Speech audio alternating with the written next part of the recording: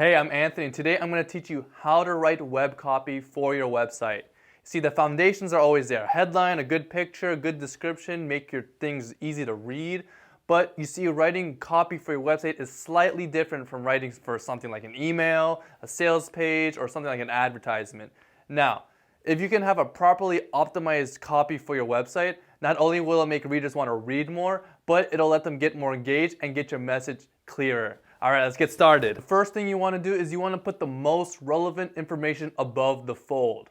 Now, the above the fold means just the first thing that whenever they click on your website, boom, they get that first page. Now, of course, you want this to be important because it is your first impression. So you want to make the most tantalizing, the most addicting, the most attention-grabbing headline that you can make for your blog that is relevant or your website, and actually get them to stop for like half a second to glance at your headline and see what it's all about. See, you want to put the biggest benefit that you can on your first page of your website, because you're going to have to assume that readers won't want to scroll down to see the rest of your website. You see, you only have like half a second, 1 second to actually grab their attention. And when you do that, what you want to do is you want to make sure that if you are a marketing blog and you want to tell readers that, hey, I have awesome marketing information, what you want to do is, if that's your the main point of your website, you want to make that clear with a headline that actually grabs their attention.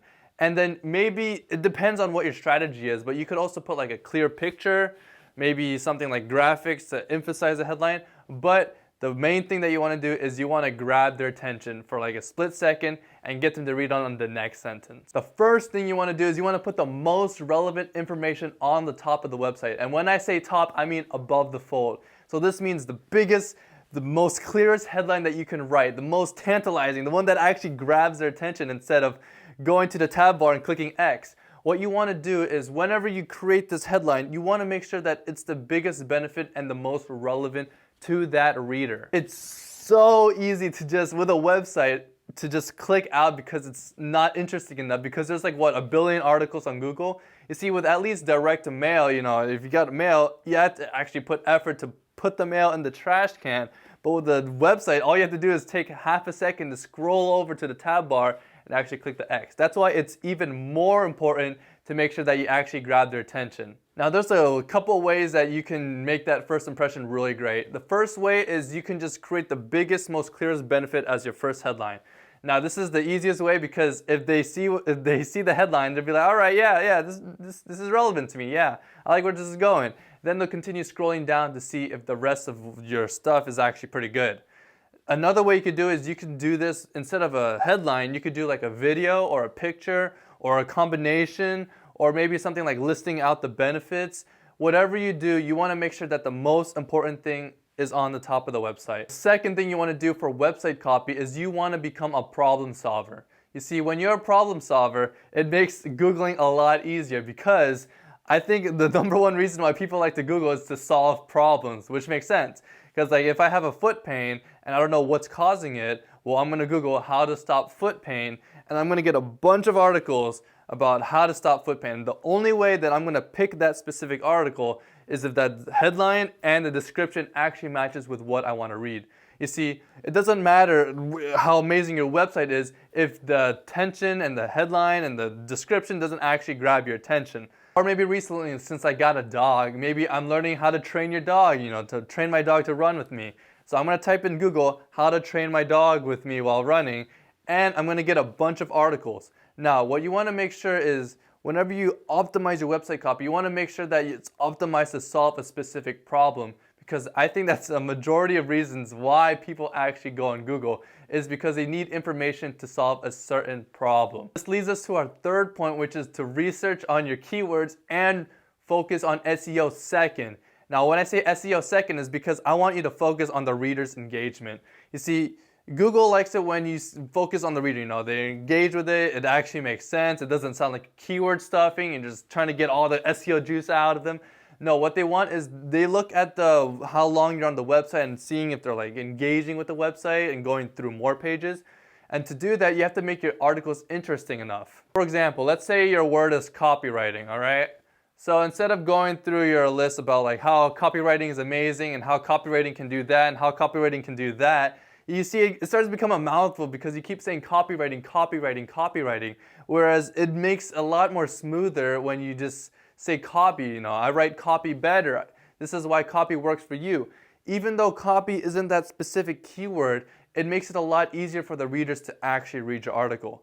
Now, of course, it might be good to switch it up a little bit, add some copywriting, add some SEO juice in, but you should always focus on making the customers and the readers actually interested in your article first before you focus on optimizing keywords. Now, there's a couple ways that you can choose your keyword. The first way is you just go on Google, you type in the keyword. Let's say you want to search up copywriting, all right?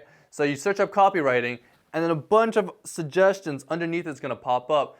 Those suggestions means that those people are from around the world are searching that exact term. So that's one consideration to do keyword research. Second way is you create a business account on Google AdWords, and what you can do is once you learn the interface and how to get the Google, what you can do is you can do keyword research to see how many people are buying that keyword, what's the competitive bid, how difficult is it to rank for that word, what exactly are the terms that people are searching for. And what you can do is you can put that word and optimize it. Let's say if you're doing a blog post, you can put in Yoast SEO and optimize for that specific keyword. The third way to optimize your keyword is to go on Neil Patel's Ubersuggest. Now it's free and I think it's an amazing resource. But what you could do is you could type in your specific keyword, and what's going to happen is a bunch of keywords are going to pop up. And what you do is you can tell the same thing. You can tell the SEO difficulty, how many people are going through the website, how many people are searching for that keyword. And what you can do is you choose that specific keyword and then you try to blend it in with your article, make it sound smooth and nice and easy to read. When you're choosing keywords, it's better, especially if you're a brand new website, is you want to target the long tail keywords. Because if you target some words like dog and cat, you see the problem with targeting short keywords is one, it's very competitive. Like Petco are going to target keywords like dog and cat, and the SEO difficulty is going to be through the roof, and you're going to have to be paying you have to be dropping cash and just compete with them. Whereas a long tail keyword it's less competitive because less people are searching for it, but it makes it much more targeted for your specific readers. So let's say instead of targeting dogs, you want to target how to walk with dogs on a leash, and then you type that exact word. Well, maybe you'll only get 1,000 monthly searches, but those people who actually search that and you actually click on your website, those are going to be much more relevant to your specific readers and audience for your specific article. See, the more relevant your search is, the longer they'll stay on your website. And the longer they stay on your website, the more Google will notice. And the more Google that notices, well, the more Google will want to push your search up to the top of the page, and because it'll help make them more money. Another thing you want to do is you want to format correctly with the correct headings. Now, before when I used to write my blog posts, I just put the title, then I put heading 2, heading 2, heading 2, heading 2. What I found out was that whenever you actually categorize it correctly, like heading 2, heading 3, heading 4, it helps optimize Google searches because they'll know that heading 3 is under heading 2, which is related to this topic. And what happens is when you give more information about how these topics are similar to each other, it helps make it a lot easier for Google to figure out what the heck you're writing and to help you find the more relevant searches for your target audience. So make sure you use heading 2, heading 3, heading 4 correctly. I thought it was just for stylistic effect, but there's actually a real purpose behind it of why to do it. It may not make a huge difference, but over time, just like SEO, it'll make a difference over time. After that, what you want to do is you want to link to other websites. You see, whenever you link to other websites, it creates a connection between that website and your website, and it gives more information to Google to how to index your site. Plus, whenever you write a blog post, whenever you link to another website, it shows that you put in the actual effort to go through that site, see if the information is relevant, and link it back to your site. Another cool thing you could do is, after you link to that website, what you can do is you can hit up that person. Let's say you created a blog article and be like, hey, I linked your article. If you like my article, I'd appreciate if you feel free and share. And you see what happens is you'll have one more person to outreach to actually share the article. And if they really like your article, it's unlikely, but they might link back to you. You also want to use a mobile reader, also known as a phone, to check your work. You see, what happens is, I told you that you should put the most important things on the top of the page. Whenever you look through a desktop, it's completely different from your mobile phone. Now, people understand this, but they forget about it. Because whenever you look through your desktop, you get this huge, nice, let's say 24-inch desktop, and you're just looking through, and you could fit in like a headline, a picture, and maybe some descriptions. Whereas on your phone, maybe it's only just your headline, or maybe it's just half your headline, and they have to actually scroll through to get through your whole message. You also have to consider if it's optimized for mobile, which means that one, it's formatted correctly so that no block text are just going out of the screen, and two, it's actually optimized for speed. Now, the best way you can do this is you can go to Google Page Speed Insights, and you can see your website. Type in my website, anthonynobel.com, and you can see like a score from 0 to 100, how fast your website is and how optimized it is. And then if it's not optimized, it's going to give you a list of reasons why it's not optimized. You see, the faster your speed is, the much more likely that they're going to stay on your page or actually see your page, because if it's less than 2 seconds, you have a much higher chance for them to check out your page, because after 2 seconds, 3 seconds, 4 seconds, 5 seconds, people will be like, is there something wrong with this website? They'll just exit out and they'll never have a chance to see your headline or see whatever you're trying to offer. That's why it's really important that you optimize for speed for your website. After that, you want to make sure that it's really, really easy for them to take action. You see, I think the number one reason why you should have a website is for them to take some sort of action. And usually that's for monetary reasons. Like, for example, you have a product and you want to sell it to them, or maybe you're a charity and you're trying to bring awareness, to help support something. And to support them, you bring more awareness and help provide funds to them. Maybe there's some sort of blogger or YouTuber that you like so much and you love their content that you want to help support them. And then, you try and buy their merch, or, you subscribe into their premium services or whatever. You see, you want to make sure that whatever you have on your website, that at the end or anywhere on your website that you think makes sense, that there's some sort of call to action for some sort of thing. Now, besides the premium stuff where you're spending money, you could also do other things like checking out your blog, contacting you, maybe adding into your email opt-in list. There's a ton of actions that you can make them do after they go on your website. And you want to make sure that it's optimized for one call to action.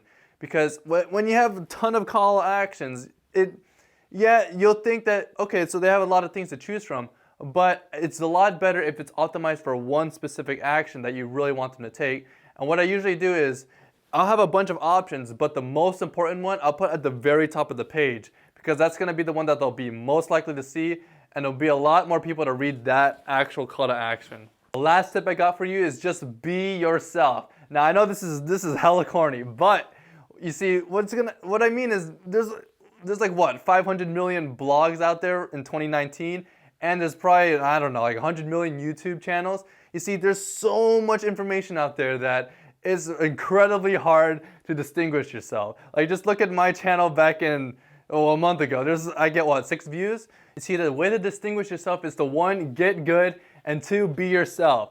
Like, there's no way around it, but you have to get good in whatever crap you're trying to do, and that includes writing website copy.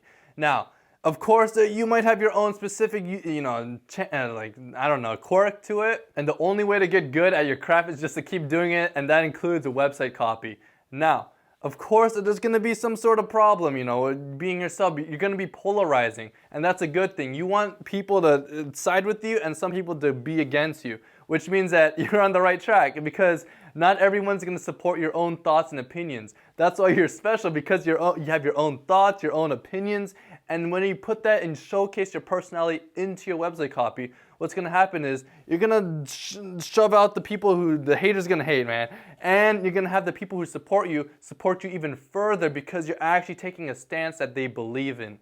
Now, is this going to be awkward at first if you don't know what you're doing? Yeah, but being your true self will help you distinguish yourself from the 500 million blogs, because there's only one of you, or I hope so. I hope you enjoyed my video. If you did, please subscribe below for more information, and then I'll see you later.